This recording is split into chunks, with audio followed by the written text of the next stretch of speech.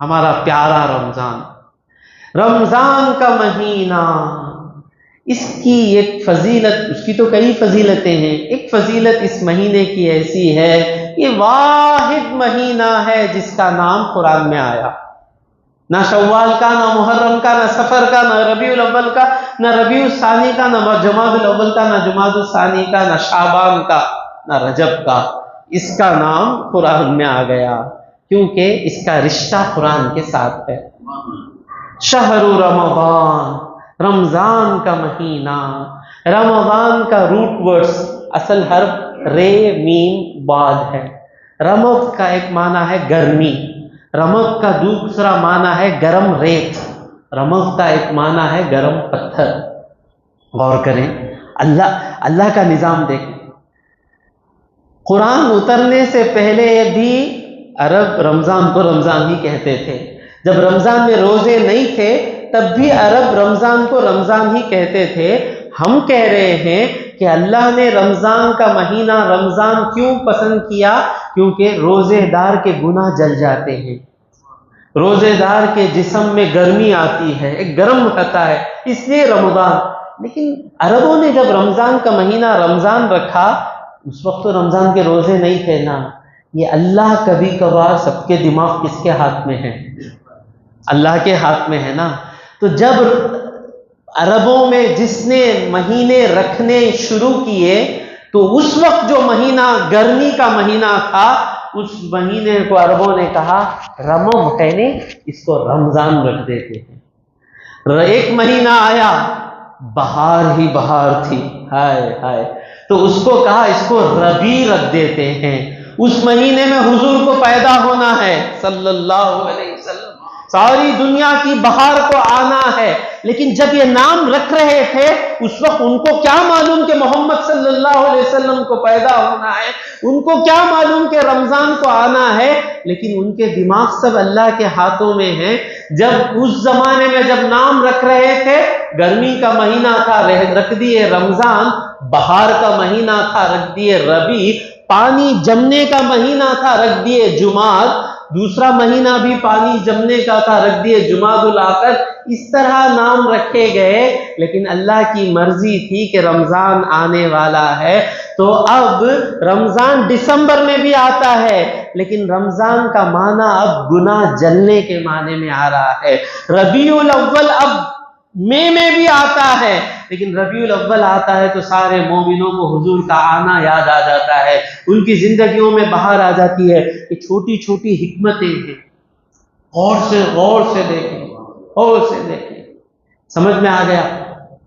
شہر رمضان، رمضان کا مہینہ، الذی، جس میں انزل، اتارا گیا، فیہ، جس میں اتارا گیا قرآن اتارا گیا، پڑھا جانا۔ دوسرا معنی کیا؟ بار بار پڑھا جانا۔ تیسرا معنی کیا؟ جمع کیا ہوا۔ تو قرآن کو قرآن کیوں کہتے ہیں؟ یہ پڑھا جاتا ہے۔ دوسرا معنی کیا؟ بار بار پڑھا جاتا ہے۔ اور تیسرا کیا؟ جمع ہے یہ قرآن۔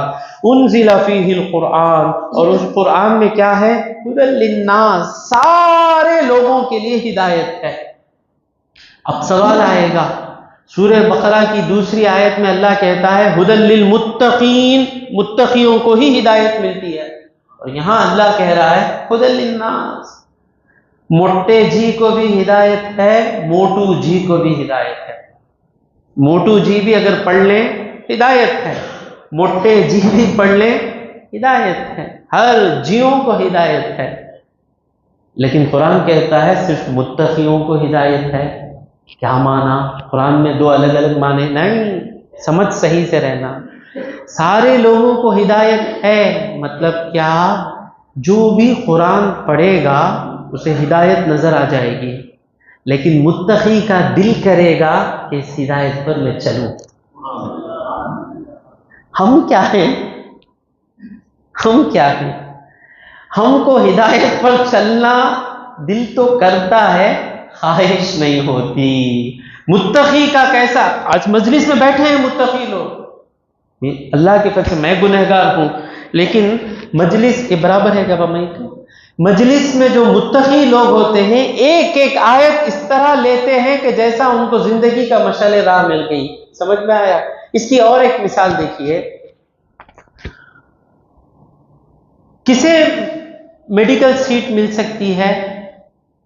جو بھی +2 پڑھا اس کو میڈیکل سیٹ مل سکتی ہے. اور دوسری جگہ بولے جو نیٹ پاس کرا اسے میڈیکل سیٹ مل سکتی ہے. دونوں الگ الگ نہیں ہیں. +2 پاس کرا وہ بیسک کرائٹیریا ہے. Every one who pass +2 can. But کون انجینئر سیٹ لیتا ہے؟ جو نیٹ پار کرتا ہے. تو ہر ایک انسان کے لیے قرآن ہدایت ہے، لیکن اس ہدایت پر چل کر جاتا کون ہے؟ وہ متقی جاتا ہے. قرآن بتاتا ہے آنکھوں کی حفاظت کرو گے کامیابی ملے گی. ہر ایک پڑھتا ہے آنکھوں کی حفاظت کرنا، لیکن متقی آنکھوں کی حفاظت کر کے پار کر کے چلا جاتا ہے اور کامیابی حاصل کرتا ہے. ہدی للناس، ہر ایک انسان کے لیے ہدایت ہے قرآن میں. جو بھی انسان، وہ ہندو رہے، کرسچن رہے، یہودی رہے، جو بھی انصاف کے ساتھ قرآن پڑھتا ہے قرآن کا دیوانہ بن جاتا ہے.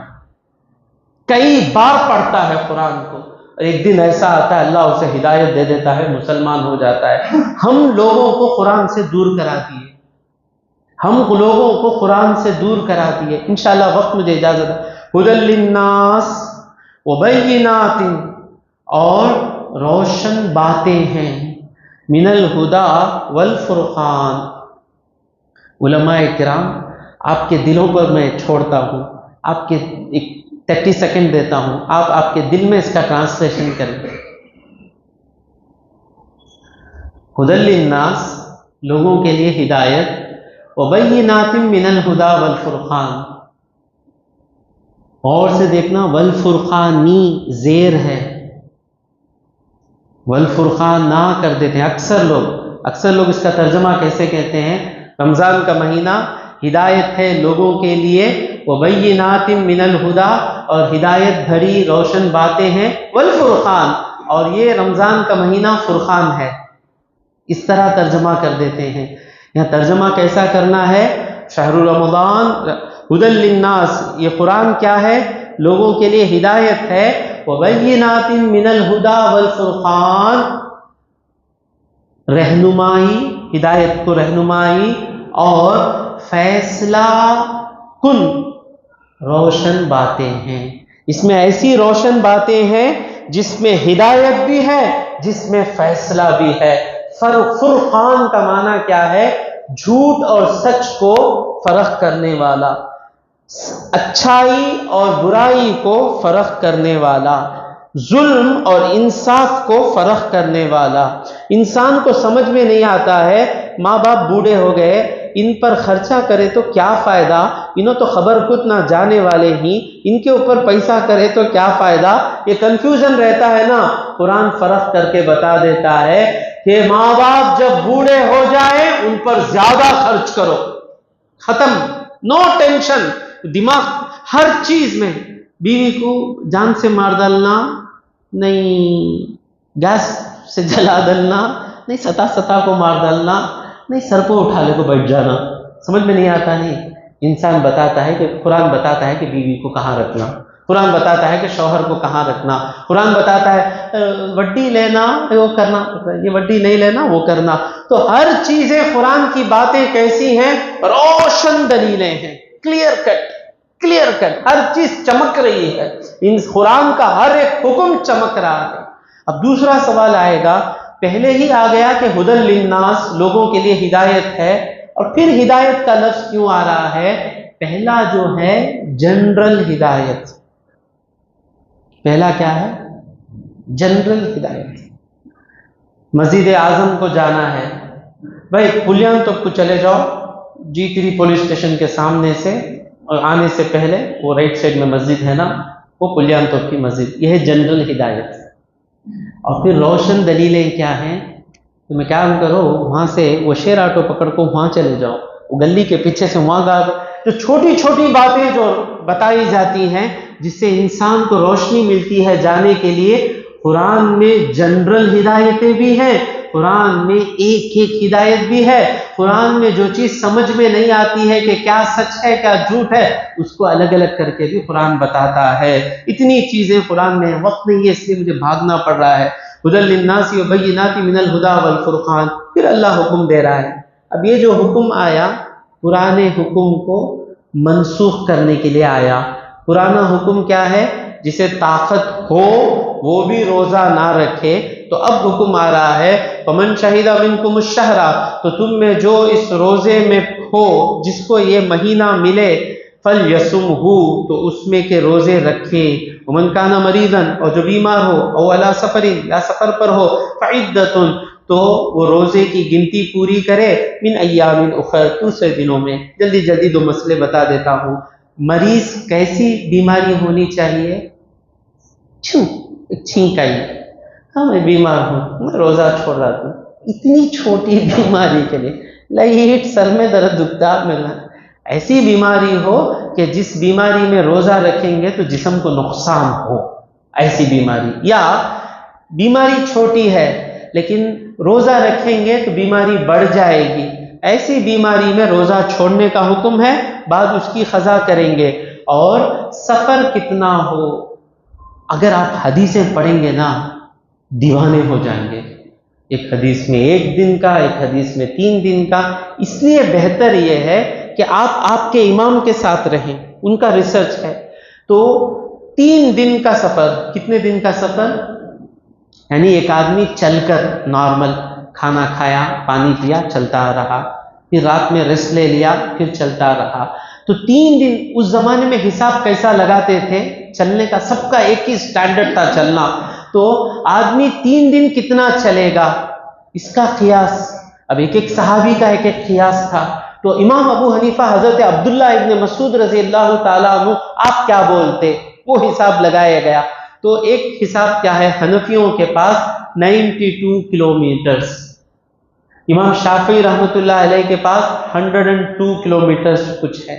حنفیوں میں بھی چند لوگوں کی رائے کیا ہے، 82 کلومیٹرز. جو بھی ہے میرا ماننا ہے 92 کلومیٹر. تو جو آدمی 92 کلومیٹر کی سفر کی نیت سے سحر سے پہلے نکل جائے اور اپنی باستی سے باہر نکل جائے، مثال کے طور پر سحر روزہ شروع ہو رہا ہے 4 بجے اور میں 3:30 کی ٹرین پکڑا اور 3:40 4 بجے سے پہلے چنئی سے باہر نکل گیا، تو سحر سے پہلے، روزہ شروع ہونے سے پہلے اگر سفر شروع ہو گیا اور وہ سفر 92 کلومیٹر یا اس سے زیادہ کا ہے، ویسے سفر میں روزہ چھوڑنے کی اجازت ہے. روزہ شروع ہونے کے بعد میرا سفر شروع ہوا تو اس دن روزہ چھوڑنے کی اجازت نہیں. سمجھ میں آ گئی؟ باریک چیز ہے. یعنی 92 کلومیٹر میرا روزہ شروع ہونے سے پہلے میں اپنی بستی سے باہر، ٹرین میری پیرمبور پار کر کر نکل گئی، جسے چنئی کہتے ہیں جو میرا ایریا ہے، وہاں سے باہر نکل گئی روزہ شروع ہونے سے پہلے، تو اس سفر میں روزہ چھوڑنے کی اجازت ہے. میری ٹرین کا ٹائم ہے 5 بجے اور روزہ شروع ہو گیا 4 بجے، تو ویسے سفر میں اس دن کا روزہ نہیں ہے. اس کے بعد آپ بنگلور پہنچ گئے تو دوسرے تیسرے دن روزہ چھوڑنے کی اجازت ہے، اس دن کا روزہ چھوڑنے کی اجازت نہیں ہے. فمن کا اچھا یرید اللہ بکم الیسر، یہ سب اللہ اجازتیں دے رہا ہے نا، کیوں؟ اللہ تمہارے لیے آسانی چاہتا ہے.